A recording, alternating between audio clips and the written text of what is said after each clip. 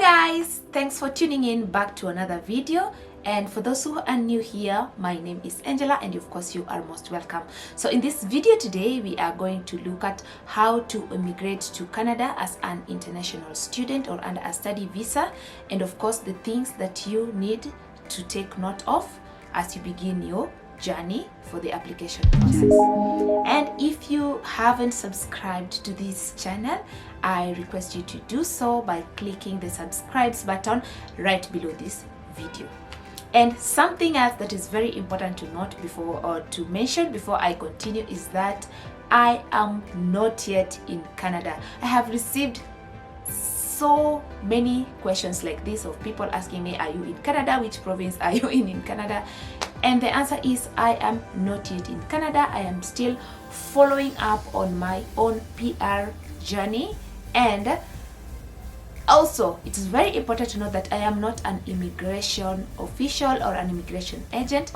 The things that I share on this channel concerning the Canadian immigration process are the things that I have learned from my own experience as I maneuver through this PR process, and also the things that I have come to learn through research and also experience. So basically on this channel, we look at the various pathways that you can use to immigrate to Canada as a permanent resident.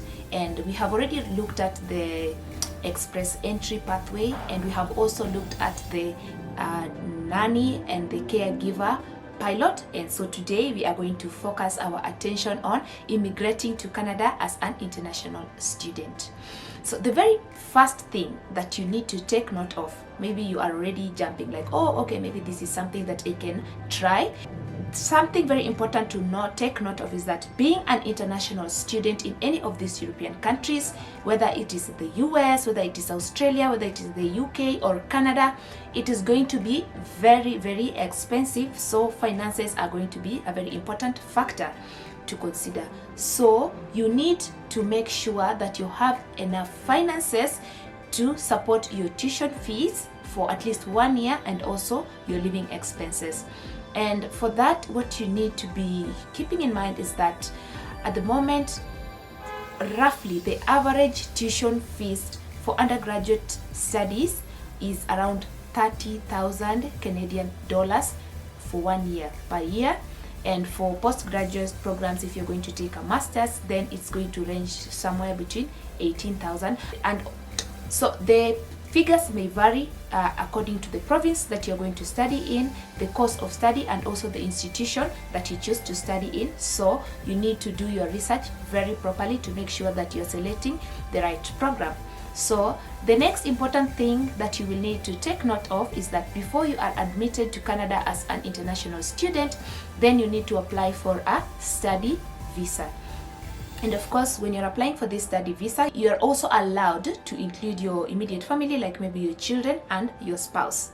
But especially for people like us who are coming from Africa, or when you include your family members, especially maybe your children and your spouse in your application before you get your study permit, then it's going to jeopardize your application, because when you're applying for this study permit, you will need to show proof that you have strong ties in your home country and that you intend to return to your home country after your studies. But if your strong ties, your husband and your children are coming along with you, then it gives the immigration officers the impression that you do not intend to return, because there is nothing that is going to be forcing you to come back home. So just take note of that. And from my own research, I learned that it is better, if you're going to use this pathway, that you first apply as an individual and don't include your family members. And once you have your study permit at hand, then you can now apply online for your spouse, open work permit, and also for study permits for your children. So yes, that is something else that you need to take note of, or that you need to know. So for you to get a study permit, then you need to apply for a course of study from a designated learning institution. Don't just go online and look for any institution and see that, okay, this one has maybe some fees that I am able to afford, and you decide to just apply to that institution. The only institutions that are allowed to admit international students are the ones that are listed as designated learning institutions. So please take note of that, and you can just go online and check for designated learning institutions in Canada, and you will find a list of those institutions. So make sure that your course of study or the school that you select is falling under that range. And then why it's also very important to make sure that your course is from a designated learning institution is that if your intention, and I'm assuming that you're trying to use this pathway as a way to gain permanent residency in Canada at the end of your studies, then also the designated learning institutions are the only ones that are allowed to offer postgraduate work permits that will allow you to stay in Canada after your studies and work for a certain period of time. And then after that, you will have gained Canadian work experience that you can use to apply for permanent residency. So that is also something very important to take note of. Another thing is that also, if you intend to apply for permanent residency after your studies, take note of that just because you are applying to a designated learning institution, not all courses in the designated learning institution are going to offer postgraduate work permits. So you should make sure that the course that you are taking is going to allow you to have a postgraduate work permit at the end of your study, because there is a duration of time, like your course needs to be at least 8 months long.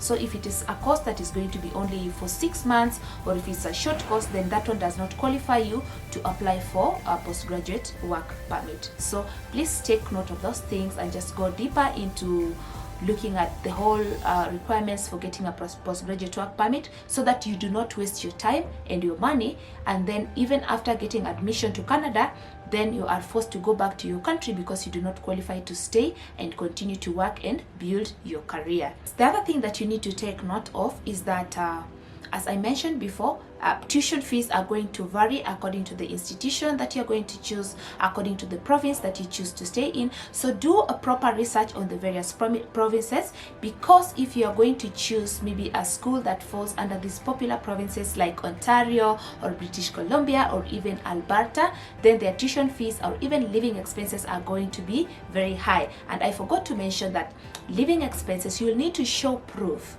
that you have at least 10,000 Canadian dollars in your account as proof of living expenses before you can be issued with a study permit, along with the fact that you will have either already paid your fees, or you have money, maybe you have transferred money to a Canadian bank account that shows that you can cover your tuition fees. So that is something that you need to take note of.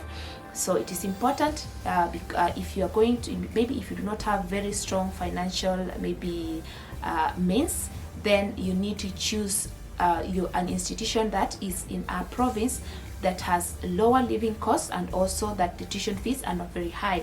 So if you might want to consider the Maritime provinces or the Atlantic provinces like New Brunswick or Nova Scotia or Prince Edward Island, or even Newfoundland or Labrador.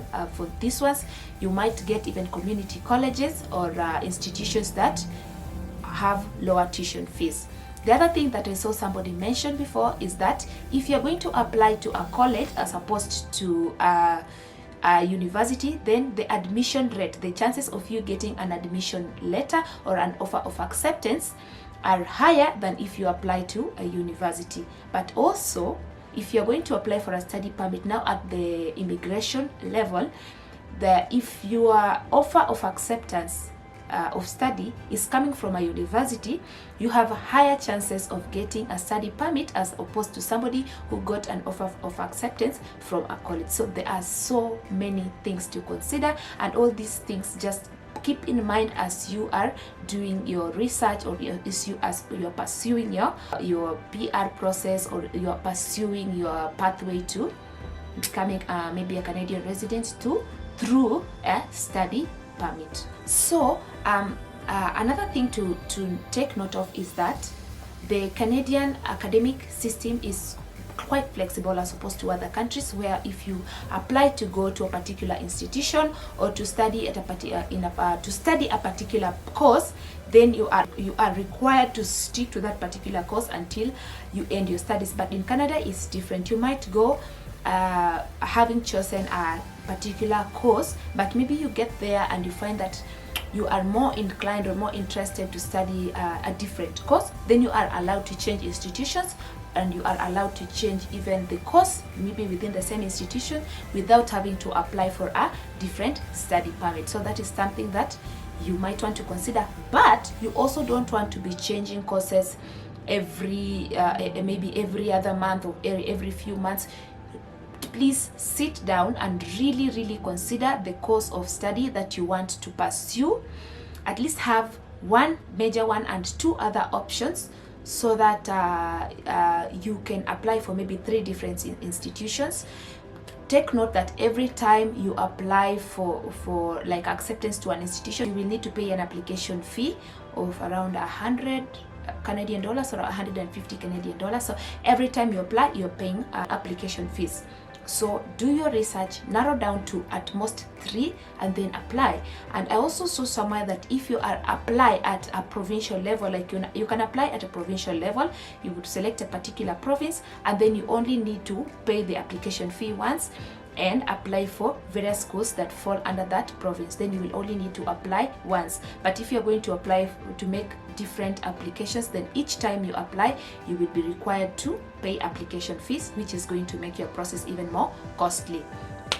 Another thing that you need to take note of is that you have to have the appropriate language abilities to study in Canada, which means you have to have a good command of either English or French, because those are the 2 main languages in Canada.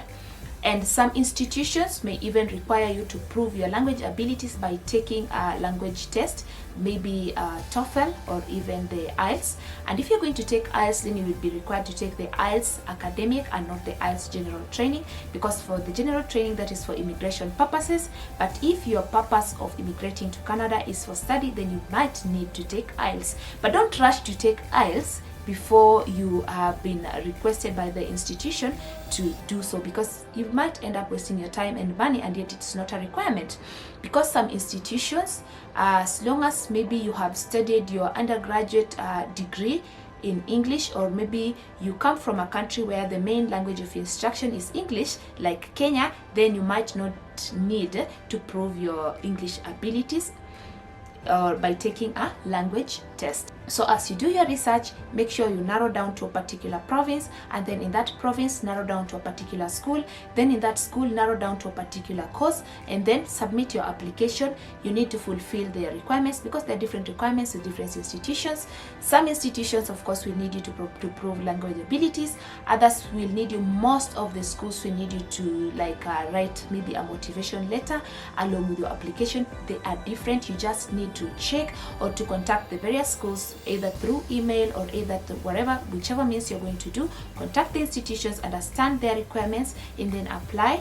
And it's best to cast a wider net, so at least apply to 3 institutions so that you improve or increase your chances of getting a letter of acceptance.